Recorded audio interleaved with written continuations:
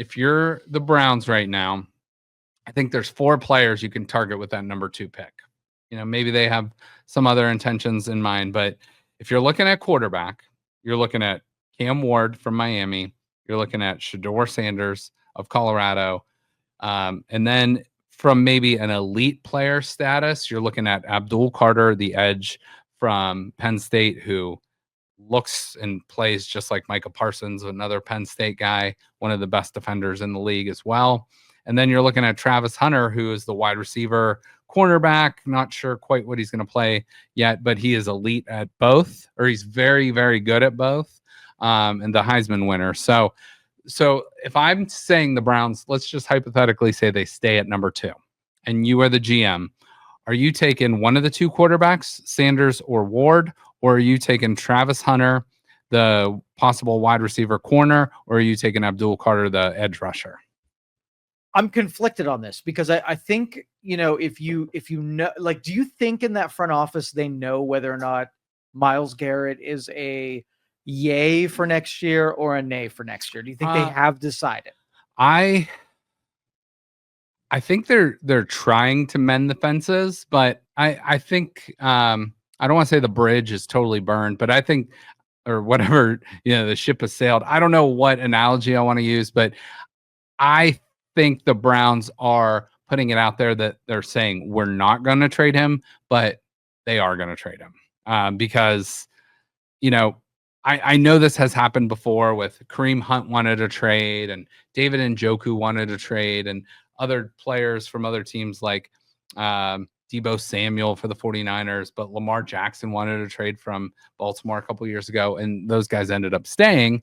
But to me, this feels like it's just posturing from the Browns. It's like, well, if we say we're going to trade you, then we lose a little bit of leverage with some of these because they're like, well, we know you're not going to keep them. You said you're going to trade them. So if they say, no, we are standing pat. And I thought Andrew Berry said something very smart. Now, again, he's a very smart guy. He said, we wouldn't even trade him for 2 first-round picks. So he's putting it out there right now. The minimum value right now that he would accept 2 first-rounders and plus something else for Myles Garrett. So to me, I thought that was smart to get a little bit ahead of that. And he's kind of like telling other GMs what he thinks Myles Garrett's value is. And for a team like the Lions or the Vikings or the Commanders, the team that is right there ready to compete for a Super Bowl, but maybe needs that 1 or 2, one superstar player to get you over the hump.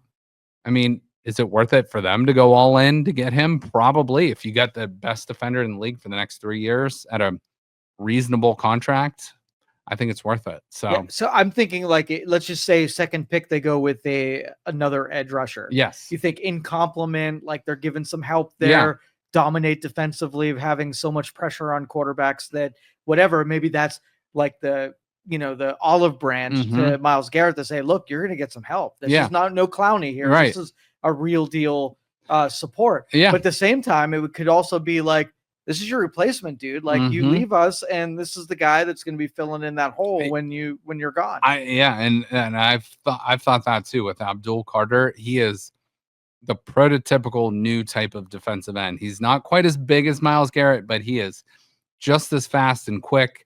But it's like it's hard to say because you'd get this guy on a 5-year deal basically at a much smaller price that could, like you said, either be the complement to Myles Garrett on the other end and could really help him out. Maybe he doesn't get quite as many double teams, or hey, we're drafting your replacement at number 2, and then maybe we get some compensation for you if we I seriously don't think there's any downside in that, because if you end up losing Myles Garrett, you've got a replacement, and you can go after like a Matthew Stafford or some veteran to like. Oh, we're gonna get to the veterans here in a minute. All right, you can nurse the season along with you if you stack the defensive side of thing. So I'm almost certain that you got the defensive end. Okay. So if you were Andrew Berry right now, you would take Abdul Carter, you think? I think he's the best player in the draft. I really do. I think he's the best player in the draft. So if you're taking the best player, you would want Abdul Carter, right? So that's a great way to look at it. Possibly Myles Garrett's cohort on the defensive line, or possibly his replacement, 100%. as you said. However, here's my pushback. There are only so many opportunities when you get to pick in the top 1, 2, 3, 4 picks of the draft. And the Browns, I would think, at least hope, they don't plan on being in this position next year or the year after. And how many opportunities do you get to pick the quarterback at the top of that draft class that you might want? So the only pushback I would say for not taking Carter would be if they love one of these two quarterbacks. And I don't know if they love them or not. Shedeur Sanders seems to be the guy that fits the Browns system a little bit better. Kevin Stefanski's system. He's a little bit more of the accurate passer. He's not nearly as athletic as Cam Ward, but Cam Ward seems to be that kind of like that Deshaun Watson type quarterback, that he's like a little bit better, a lot better, more athletic, a bigger scrambler, bigger arm, just a better athlete in general. But the better athlete doesn't necessarily transfer to the NFL as a better quarterback. So, well, you weren't in love, and the whole entire NFL recruiting class was not rating quarterbacks as this is not a great quarterback class anyway. Yeah. So that's what makes me also skew towards that they're going to go someone other than quarterback on that second pick. Okay. If they were completely in love, there was a no-brainer. Quarterback would be. If I had to pick, gun to my head right now, I think the Browns, if he's available, I think they would take either one of those two quarterbacks at number 2, which, and NFL.com obviously agrees with you. So yeah. So right now, NFL.com has Abdul Carter going number 1, Cam Ward going to the Browns at 2, even though that might not be as great of a fit. But at the same time, it's like, if they're a quarterback and they're the best player, you got to take them. So Cam Ward or Shedeur Sanders, I think if the Browns want them, they got to take one of them, because. And if Carter's gone at 1, that makes it easy. That makes it absolutely easy. But somebody could also trade ahead and try to jump the Browns to number 1. Somebody could offer the Browns a huge package for them to move back as well. So but that's my official thing. I think if Abdul Carter's there, they take him. Okay. If he's gone with the Titans, you take the best quarterback available. Okay.